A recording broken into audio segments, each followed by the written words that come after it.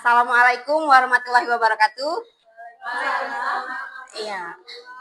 Selamat siang ibu-ibu di Yayasan Pendidikan Tunas Baru semuanya.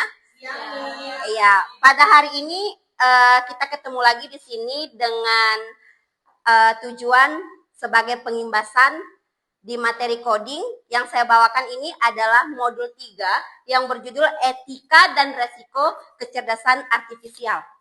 Ya, sebelum kita memulai untuk melaksanakan kegiatan kita pada siang hari ini, maka terlebih dahulu kita berdoa menurut agama dan kepercayaan kita masing-masing. Berdoa dimulai.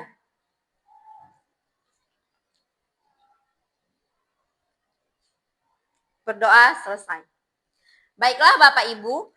Nah, di sini sebelum kita melakukan dan melaksanakan kegiatan dan sebelum saya memaparkan tentang materi etika dan resiko kecerdasan artifisial, saya mengambil materi untuk tujuan pelatihan pada hari ini, kita untuk bisa mendefinisikan tentang yang namanya konsep kecerdasan artifisial generatif.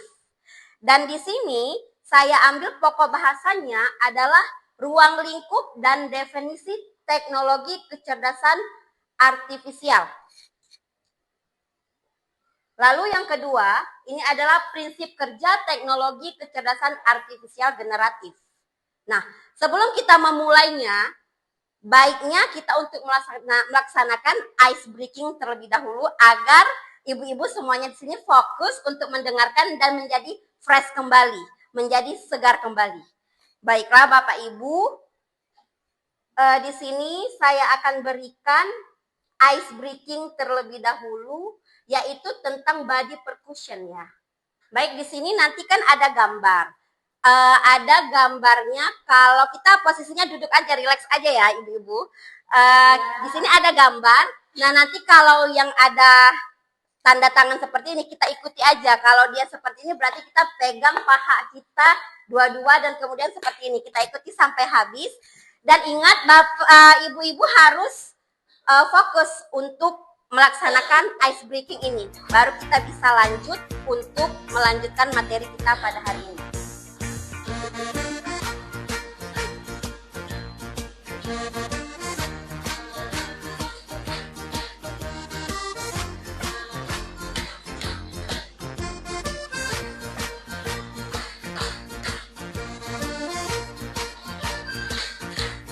Semuanya harus fokus ya.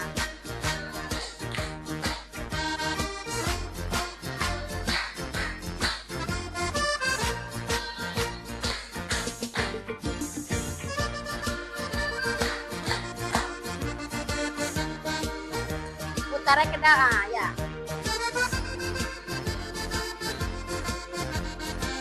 Baru kita balik.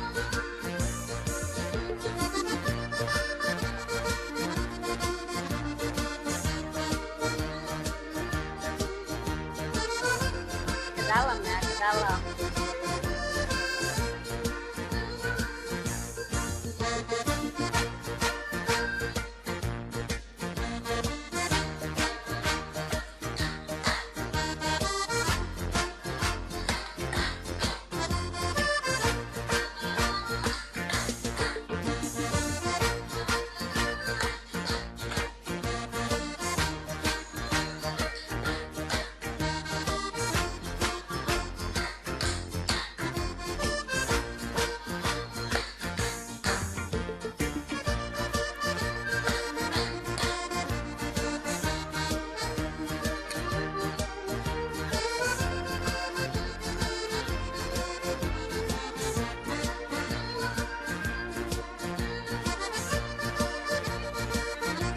Goyang-goyangkan aja baju apa.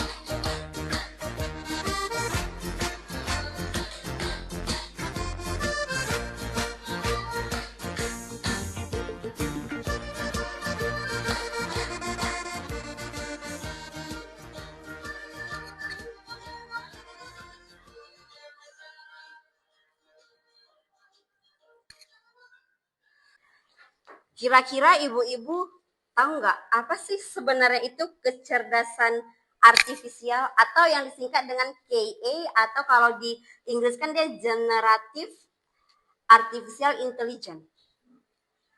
Ada yang bisa menjawab ya, Bu Jega? Baik, kecerdasan artifisial itu adalah program atau mesin yang dibuat agar bisa berpikir, belajar, dan melakukan pekerjaan seperti yang biasa dilakukan oleh manusia. Misalnya, memahami bahasa ataupun mengenali gambar. Itu, Miss. Berarti kecerdasan artifisial ini kecerdasan yang dibuat dan untuk meniru yang dilakukan manusia. Seperti itu ya, Bu ya? Baik, di dalam kita menggunakan kecerdasan artifisial ini pasti ada yang dinamakan dampak positif dan dampak negatifnya ya kan. Nah, jadi siapa lagi yang bisa menjawab apa sih dampak positif dari penggunaan kecerdasan artifisial ini? Iya. Yang pertama itu untuk meningkatkan pekerjaan.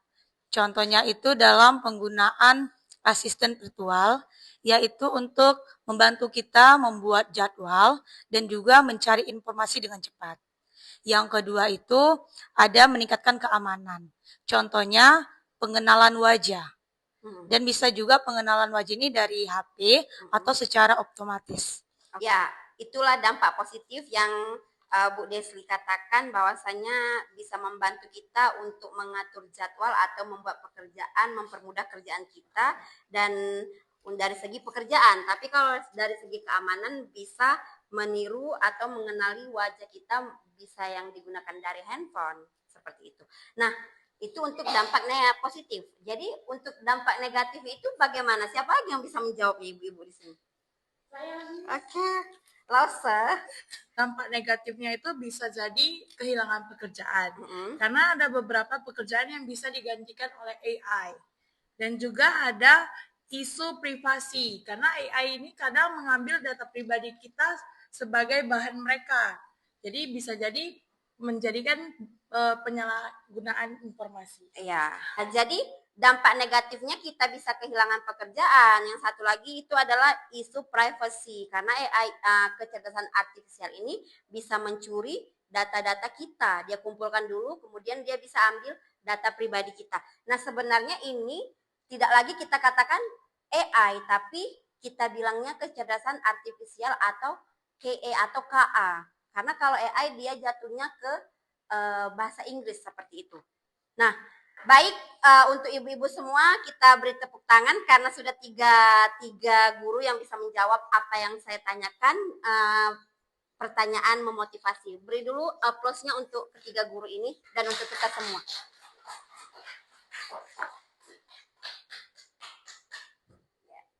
Oke, baiklah. Nah, di sini sebenarnya kalau kita lihat dari pembahasan dan dari pertanyaan yang saya berikan dan sudah dijawab oleh ibu-ibu sekalian, nah di sini ada yang namanya kecerdasan artifisial.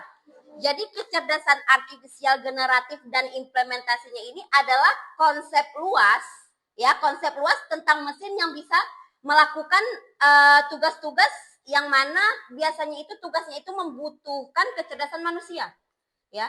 Kecerdasan manusia yang seperti apa? Seperti memahami bahasa, seperti kita buat merencanakan sesuatu. Bahkan kita bisa dengan mudah membuat modul ajar, ataupun membuat soal-soal, ataupun membuat bahan ajar, materi, soal-soal itu bisa melalui KA itu tadi. Kita melalui apa, kita mau dari mana, seperti itu. Dan membuat game juga bisa kita terapkan dengan penggunaan KA ini. Nah, kemudian di sini ada yang namanya pembelajaran mesin atau machine learning.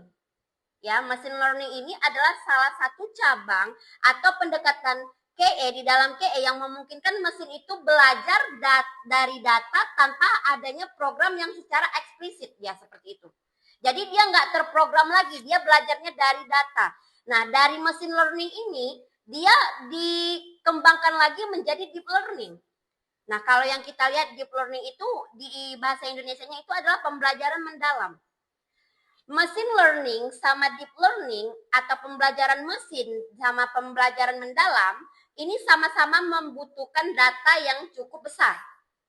Maksudnya dari data yang cukup besar ini keduanya ini mampu melakukan sesuatu. Cuma di deep learning ini dia mampu mentoleransi kesalahan-kesalahan agar kesalahan itu jadi longgar sedikit dan agar bisa dilakukan langsung untuk mencapai tujuan apa yang mau kita buat.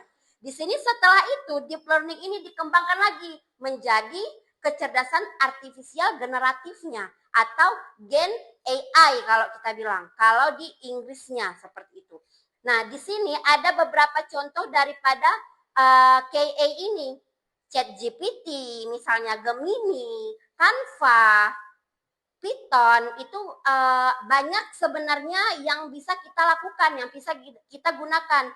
Pasti ibu-ibu semua udah pernah menggunakan, contohnya sederhana itu adalah Gemini, ChatGPT, atau bahkan Canva. Nah, kalau kita mau membuat PowerPoint atau presentasi itu lebih enaknya dari Canva karena dia banyak, atau bahkan dari Gamma. Seperti itu. Dari Gamma dia cuma harus ada dulu, kita ringkas, kita rangkum materi apa yang mau kita buat, baru kita kopikan ke dalam AI Gamma-nya. Nah, maka dari situlah dia terbentuk salah satu presentasi yang sudah dikombinasikan secara tersendiri daripada Gamma tersebut. Kalau dari Canva bisa saja kita buat melalui coding, melalui apa yang kita tuliskan, kemudian keluar tuh kode-codingnya. Lalu ada nanti beberapa presentasi atau PowerPoint-nya. Tapi nggak bisa juga kita pilih background-nya gimana, pilih bentuknya gimana, kalau seperti itu. Nah, ini yang saya buat ini, PowerPoint saya buat ini saya buat dari Canva. Ya, saya edit, saya ambil, saya ketik. Nah, tapi saya pengerjaannya di Canva. Setelah selesai, baru saya unduh. Setelah saya unduh, baru saya buat ke dalam bentuk PDF seperti ini. Nah, di sini ada juga yang dikatakan ruang lingkup dan definisi teknologi KA generatif. Nah, yang dimaksud ini adalah teknologi yang berusaha meniru kemampuan manusia dalam menghasilkan sebuah keputusan. Jadi apapun yang mau kita buat, apapun yang mau kita buatkan nih, misalnya di ChatGPT ataupun di Gemini, tolong buatkan saya bentuk narasi atau bentuk makalah tentang proklamasi Indonesia misalnya. Nah, itu nanti secara otomatis keluar. Tapi nggak bisa juga kita mentok, kita copy dari ChatGPT, langsung kita paparkan itu ke anak didik kita. Karena kita harus memparafrasenya apakah ini mutlak bahasa yang bisa digunakan atau ini memang benar-benar bahasa ChatGPT, bahasa AI seperti itu. Jadi agar juga kita terlihat tidak nampak sekali plagiatnya ke siswa, jadi kita bisa menggunakan parafrasenya, ya. Kemudian inilah dia cara ataupun contoh daripada teknologi kecerdasan artifisial. Inilah contohnya. Kalau nih contohnya kita mau input data siswa atau kita mau input nilai siswa, kita harus input dulu, input jawaban siswa. Kita biasanya kan suka membuat soal itu dari Google Form ya, Ibu-ibu. Dari Google Form kemudian kita buat, lalu di Google Form itu kita memberikan jawaban apa kalau pilihan berganda, ya kan? Nah, kemudian kita input jawabannya, kita proses sistem penilaian jawaban siswa berbasis kecerdasan artifisial itu bisa kita proses dengan menggunakan spreadsheet, ya, spreadsheet. Kemudian setelah kita nilai, setelah kita olah, maka dapatlah outputnya, dapatlah nilainya seperti itu. Nah, jadi itulah dia contoh daripada kecerdasan artifisial tadi, teknologinya tadi, sistem penilaian jawaban siswa. Nah, di bawahnya itu ada tabel 1-1, contoh sistem dengan teknologi kecerdasan artifisial. Di sini ada pengenalan wajah. Ya, kalau di pengenalan wajah tadi ada gambar wajah manusia. Ada masukan inputnya, ada keluarannya, ada penggunaannya apa. Di sini kita lebih tepatnya untuk membuka pintu berdasarkan wajah pengguna. Jadi kalau pintu kita memakai barcode wajah kita, maka kalau orang lain yang membuka itu nggak akan bisa. Ya kan Ibu-Ibu? Nah, kemudian pengenalan ucapan, kita masukkanlah inputnya sinyal suara, kemudian outputnya kata-kata apa yang mau kita ucap. Contohnya ini asisten virtual seperti Siri atau Google Assistant. Ini juga contoh daripada aplikasi KA tadi. Lalu peringkasan dokumen. Apa yang mau kita masukkan? Teks panjang, kemudian kita keluarkan teks ringkasan. Disinilah KA-nya yang meringkas artikel berita menjadi paragraf pendek. Kita tinggal bilang aja, tinggal kita perintahkan aja. Pasti mereka mau memerintahkannya asal instruksi kita itu jelas. Kemudian penerjemahan otomatis. Di sini teks dalam satu bahasa, contohnya bahasa Indonesia, teks dalam bahasa lain atau bahasa Inggris, kita buat Google Translate. Google Translate ini mempermudah kita untuk mengetahui apa sih makna yang bahkan dari kita itu nggak tahu. Kita udah nggak harus membawa kamus-kamus lagi seperti dulu, seperti itu kan. Kemudian pembuatan gambar, kita masukkan deskripsinya, isi gambarnya apa. Kemudian kita hasil outputnya, kita lihat hasilnya apa. Lalu di sini kecerdasan artifisialnya yang membuat ilustrasi berdasarkan deskripsi pengguna. Lalu deteksi penyakit dan dari gambar medis juga bisa, ya. Kemudian prediksi cuaca bisa kita buat juga dengan menggunakan kecerdasan artifisial. Nah, inilah dia. Ini yang terakhir, ini adalah menunjukkan posisi. Di mana sih posisi kecerdasan artifisial generatif itu seharusnya? Ya, yang pertama itu adalah machine learning-nya. Setelah machine learning, dia dikembangkan kepada deep learning. Setelah itu, dia menjadi kecerdasan artifisial generatif atau generatif artificial intelligence. Nah, inilah dia. Inilah dia bagian-bagiannya. Paham Bapak Ibu? Pahamlah saya rasa ya. Paham atau enggak? Atau ada yang mau dipertanyakan? Silahkan. Paham. Ya. Nah, jadi seperti itulah dia sebenarnya kecerdasan artifisial itu. Sebenarnya tanpa kita sadari, kita sudah melakukan dan kita sudah menggunakan aplikasi-aplikasi pada KA tersebut. Tapi tanpa kita sadarin, itu yang kita gunakan. Ya, baik Bapak Ibu. Nah, kemudian untuk ini selanjutnya saya juga ada mau mendemokan aplikasi sama Bapak Ibu, sama Ibu-ibu ya sekalian. Tapi dalam pembuatan Scratch. Di sini pembuatan Scratch untuk kita bermain, untuk kita membuat game kepada anak-anak. Kan nggak selamanya KA itu hanya terfokus untuk kepada pengetahuan aja terus. Nah, ini kita bermain, nanti saya berikan caranya gimana, nanti ibu-ibu bisa mempraktekannya atau bahkan ibu-ibu sudah tahu ya sebenarnya. Baik Bapak Ibu, ini contoh daripada Scratch. Nanti kita akan bermain ya. Nah, caranya Bapak Ibu cukup perhatikan saja ya dengan benar. Nah, kita mulai dari ini pengambilannya. Nah, dari green flag clicks ya. Kita buat. Kemudian setelah itu kita masuk ke yang namanya ini. Ya, forever. Ya, ini kita harus hafal rumusnya. Setelah forever, kita masuk ke yang namanya variable. Show variable. Ya. Nah,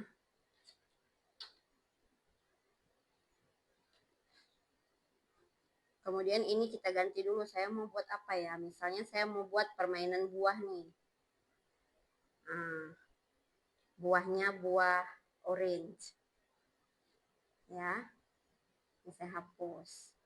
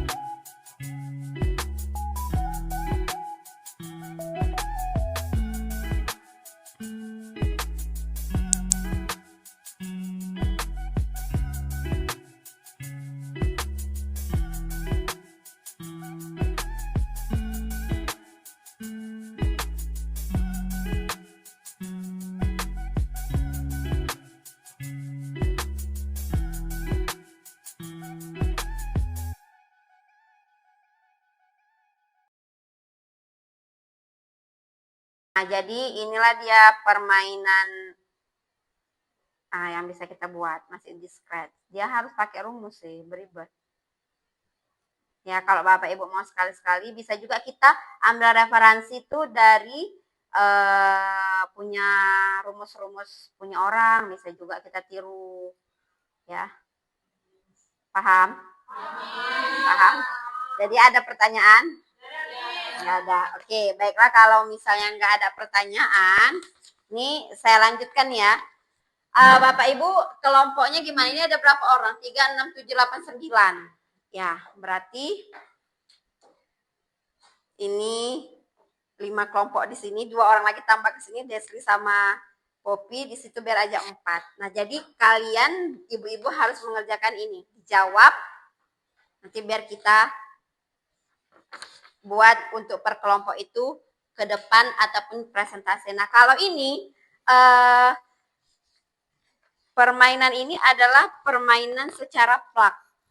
Nah, dan setelah ibu-ibu menjawab lembar kerja tersebut, ibu-ibu juga harus mengisi ini kalau bisa nih. Jangan sampai terputus. Jangan sampai terputus garisnya. Kita bisa lihat nih contohnya instruksinya. Ya, kita mulai dari mana? Paham ya Bapak Ibu? Ya. Ya, bisa dikerjakan dari mulai sekarang, waktunya 10 menit untuk mengerjakan keduanya.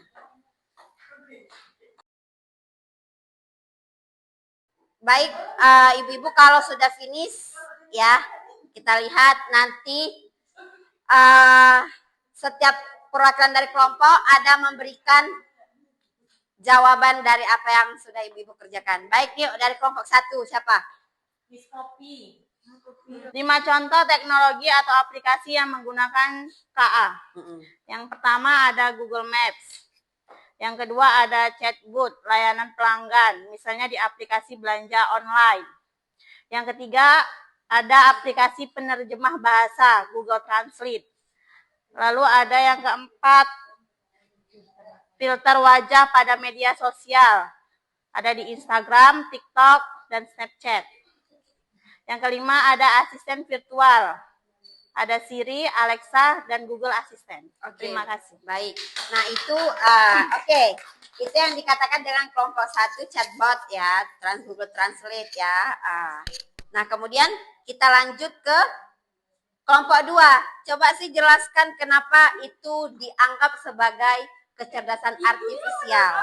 Ya, kalau tadi kelompok 1 menjawab tentang yang nomor 1, 5 contoh kecerdasan artifisial. Nah, kita lempar ke kelompok 2, yaitu menjawab kenapa sih itu dikatakan kecerdasan artifisial. Oke, kami dari kelompok 2 akan menjawab pertanyaan nomor 2. Jelaskan mengapa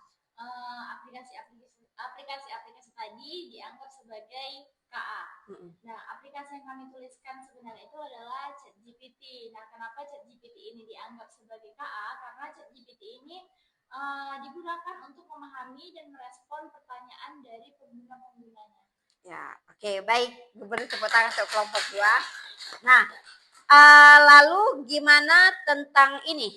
Ya. Ya, ini yang dinamakan coding unplug-nya. Ya, kalau itu tadi kita belajarnya dengan coding plug, kalau ini kita coding warna ya. Seperti inilah dia. Gimana dengan kelompok 1? Oke. Oke, ya. Baik. Jadi untuk ini selesailah pengerjaan tugas kita sampai di sini dan terakhir itu adalah refleksi. Gimana sih tanggapan ibu-ibu setelah belajar pengimbasan pada hari ini bersama saya, bersama Miss Ayu? Apa sih yang didapatkan seperti itu? Nah, jadi coba saya mau dari setiap kelompok aja ya. Dari setiap kelompok cobalah perasaan apa dan menurut perasaan apa yang ibu-ibu dapatkan setelah ibu-ibu